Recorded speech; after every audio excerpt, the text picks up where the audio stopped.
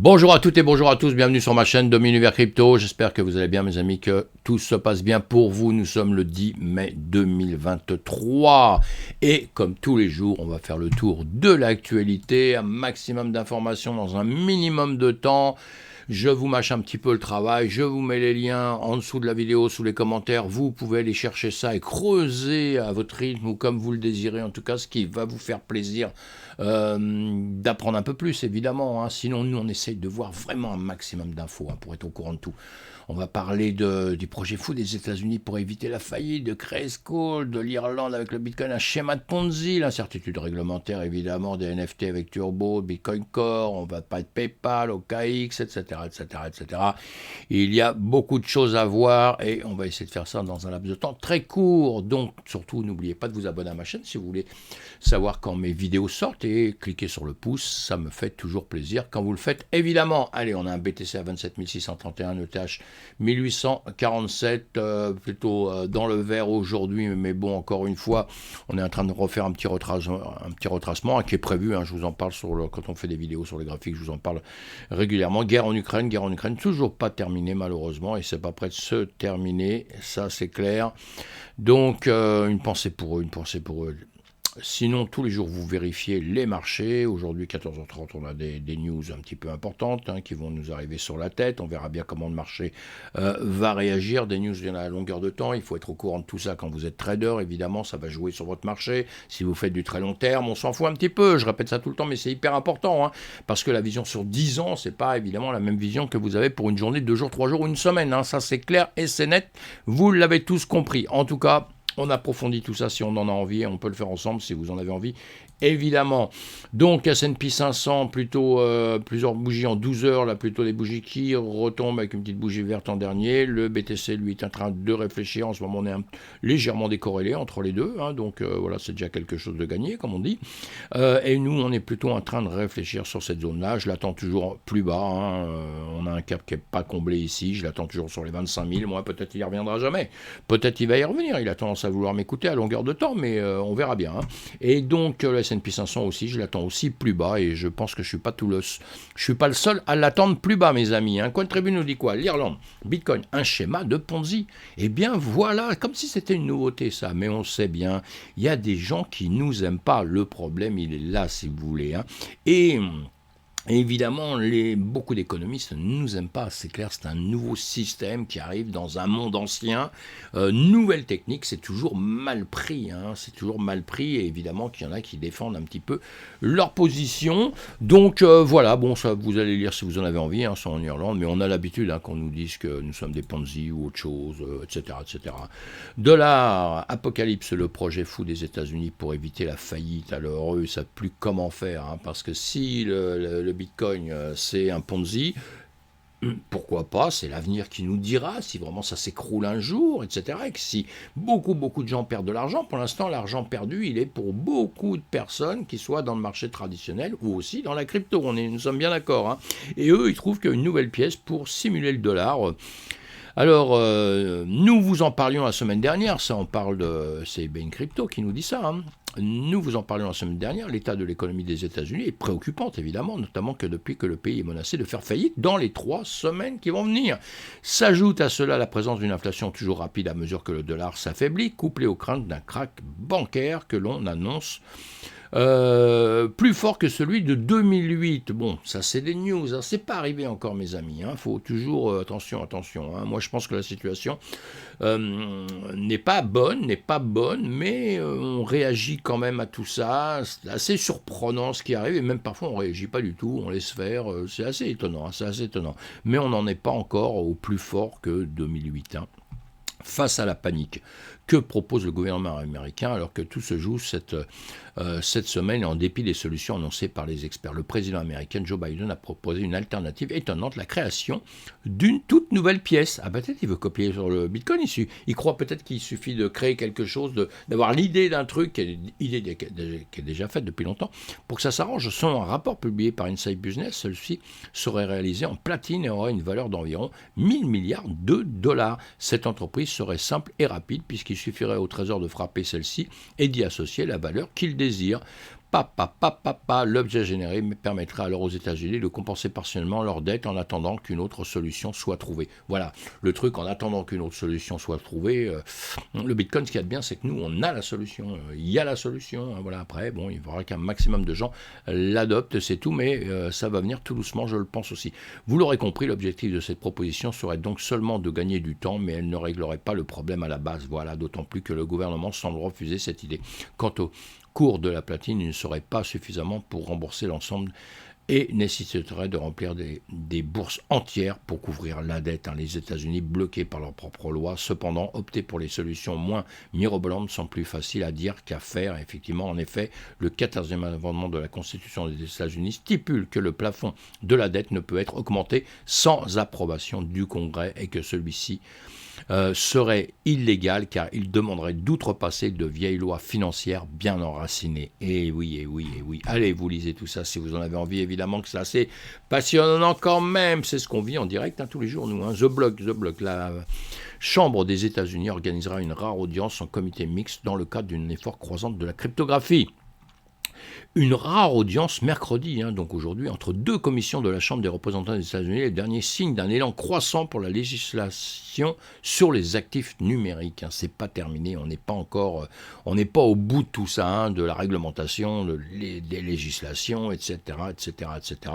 Et là, on verra ce qui va découler de ça. Pour l'instant, c'est que du blabla. On verra bien ce qu'on va en sortir. Biden lie les républicains aux riches investisseurs en crypto dans la bataille budgétaire. C'est un combat politique, tout ça. Le président de Biden a fouillé mardi les riches investisseurs en crypto-monnaie, cherchant à lier les républicains à l'industrie des actifs numériques alors qu'ils reversaient les coupes budgétaires fédérales proposées par le GOP, d'accord, GOP. Nous pensons que le Congrès devrait réduire les échappatoires fiscales qui aident les riches investisseurs en crypto, 18 milliards de dollars, a déclaré Biden sur Twitter. Les républicains de MAGA présentent que le Congrès devrait réduire les inspections de sécurité alimentaire, 15 milliards de dollars. Le coup de Biden aux riches investisseurs en crypto survient alors qu'une crise potentielle de la dette se profile. Le secrétaire au Trésor général a averti la semaine dernière, voilà, vous savez, la faillite prochaine. Bon, allez, pareil, tout ça, ça va suivre, parce qu'on a bien compris aussi que on n'est pas au bout de la route. L'incertitude réglementaire. Jump Crypto et Janet Street arrêtent le trading de crypto-monnaies aux États-Unis. Jan Street et John Crypto sont deux acteurs institutionnels d'envergure. Le premier étant connu comme opérateur de marché, le second comme fonds d'investissement dans l'écosystème Web3. Selon nos confrères de Bloomberg, les deux entreprises arrêtent leurs actifs de trading de crypto-monnaies aux États-Unis. La raison invoquée est l'incertitude réglementaire qui y règne. C'est donc une annonce qui fait directement écho au récent sondage de Coinbase selon lequel 90% des investisseurs institutionnels seraient plus confiants si le régulateur américain se montrait plus clair. Ça, on est entièrement d'accord. En outre, cela rejoint également l'annonce de la faillite de la branche américaine de Bitrex qui pointait les mêmes problèmes. Voilà, donc on parle de tout ça tous les jours et allez approfondir ça, les articles sont sympas. Cointribune, rumeur d'une attaque contre Bitcoin. Les maximalistes réagissent. Justin Bond a récemment fait une prédiction en citant une menace majeure pour la sécurité de Bitcoin. En effet, le fondateur de Cybercapital a prédit une augmentation considérable des frais de transaction sur le réseau. Aussi, c'est ce qui a été récemment observé avec des frais atteignant 0,00063 BTC, soit 19,20 $.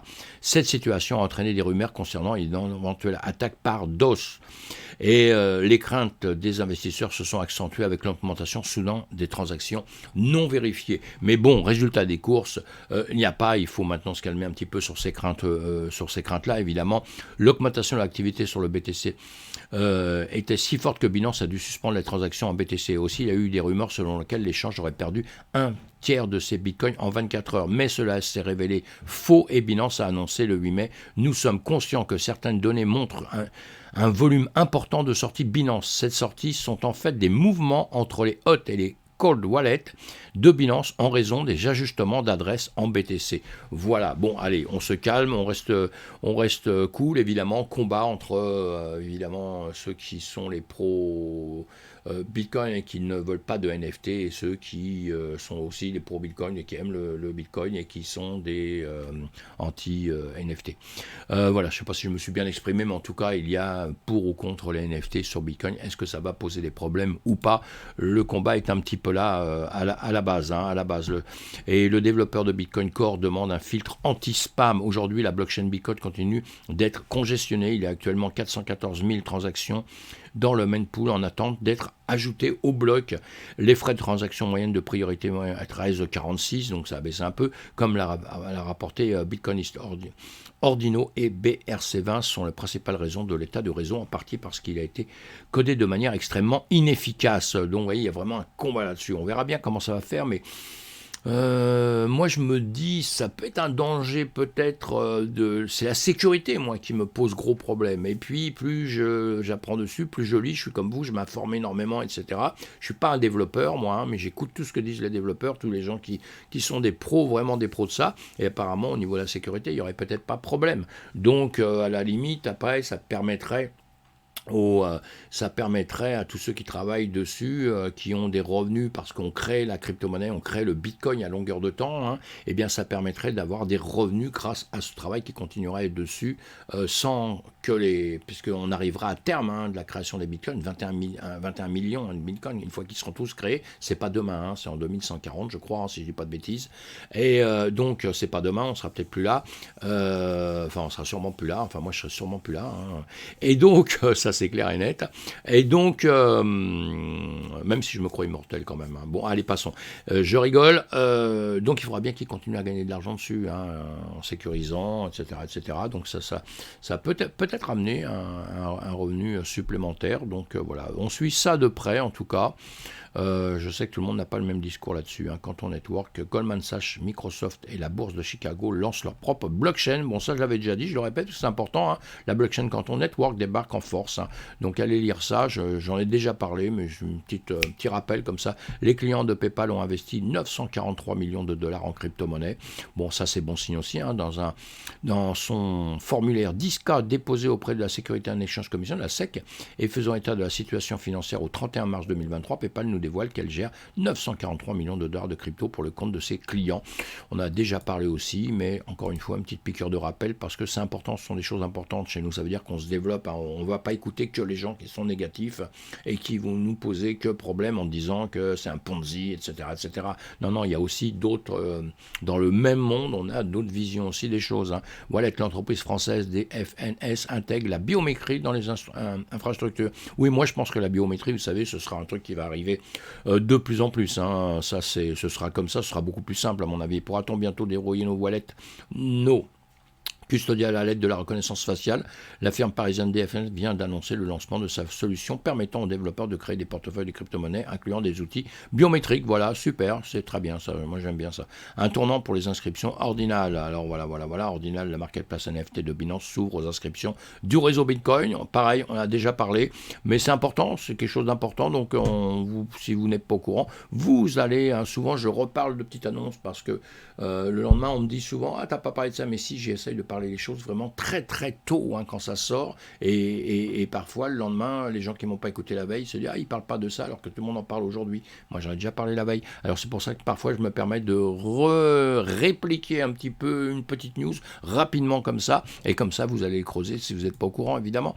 OKX jette de l'ombre sur Coinbase, dit que le système cassé a besoin d'une réécriture et non d'une mise à jour. Ces petits combats, OKX lance une nouvelle campagne publicitaire. Le système a besoin d'une réécriture en s'impliquant d'un slogan récemment de Coinbase. L'échange est le deuxième plus grand au monde avec plus de 50 millions d'utilisateurs. Alors que Coinbase a déclaré qu'il a seulement quelques mois dans une campagne publicitaire, il est temps de mettre à jour le système. OKX dit maintenant rayer cela, postulant à la place, le système a besoin d'une réécriture. Allez, petit combat interne sur les plateformes évidemment. Alors, les Wells achètent une nouvelle pièce, même basée sur ChatGPT. Voici ce que c'est. Alors bon, ça c'est YouToday. Qui vous dit ça? Vous allez lire ça si vous en avez envie, évidemment. C'est un truc qui sort. Bon, ChatGPT, je sais que c'est un peu la mode, etc., etc., etc. Et je vous ai mis, le lien, c'est Turbo Token, un Turbo Token. Et puis je l'ai mis aussi d'ailleurs. été le voir aussi sur les graphiques. Voilà, bon, c'est quelque chose qui démarre. Alors, on se méfie des choses qui démarrent. Quand je vous parle des NFT, moi, j'ai aucun lien dans tout ce que je vous présente, hein. Donc, je vous en parle parce qu'on doit être au courant de tout ce qui se passe dans notre écosystème. Et donc, on s'informe. Après, on prend ses choix. NFT, le projet. Puggy Penguin lève 9 millions de dollars pour développer sa feuille de route. Voilà, ça c'est pareil, dans une optique de développer et monétiser la propriété intellectuelle. Le projet de token non fongible Puggy Penguin vient de lever 9 millions de dollars dans le cadre de son seed round. Le tour de table a été mené par 1KX, un fonds d'investissement spécialisé dans le développement de jeunes projets réalitifs à la finance décentralisée. Parmi les autres investisseurs présents, nous retrouvons le nom de Big Green Holding, Chronos Research, Old Fashion Research, Creek Aventure ou encore des fondateurs de Layer Zero Labs. Allez, on s'intéresse à ça. Évidemment, scandale chez PP Coin. Le PP, c'est quoi le scandale? À part qu'il baisse un peu en ce moment, évidemment. Mais non, Mad Fury, pas au courant de l'existence de Memecoin. Alors ça, c'est pas mal, ça. Et toujours propriété intellectuelle, faut jamais oublier ça, hein. Et nous, dans les NFT, dans la crypto, dans les NFT, tout au moins, on a un peu l'impression que les NFT, n'importe qui copie n'importe qui, va prendre l'idée de quelqu'un pour le mettre en place en NFT en se disant je vais prendre de l'argent. Là, c'est ce qui se passe un petit peu, donc on va suivre ça de près, hein. Mad Fury, c'est l'inventeur de Pepe Frog, un personnage de dessin animé représentant un mec grenouille paisible récemment devenu populaire dans l'univers des crypto-monnaies. Lors de sa participation dans un chat en direct sur Twitter, il a affirmé qu'il n'est pas au courant de l'existence du Pepe Coin. Habitué de procéder contre les mauvaises plaisanteries autour de son mème emblématique, Fury pourrait saisir à nouveau le tribunal. Voilà, donc on va suivre ça de près, hein, parce que ça risque d'être un petit souci. Pour nous donner un petit aperçu de son succès, voilà, bon, ça vous le savez, hein, ça a monté en flèche, hein.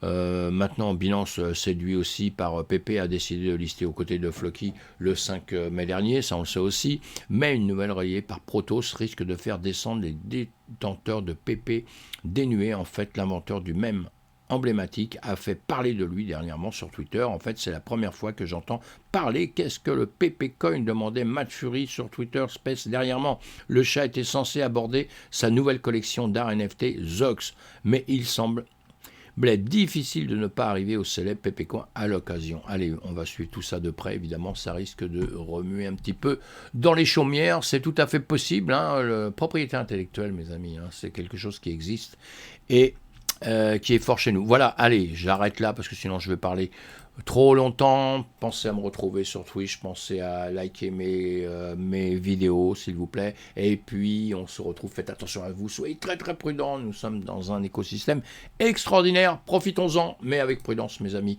on consomme avec modération.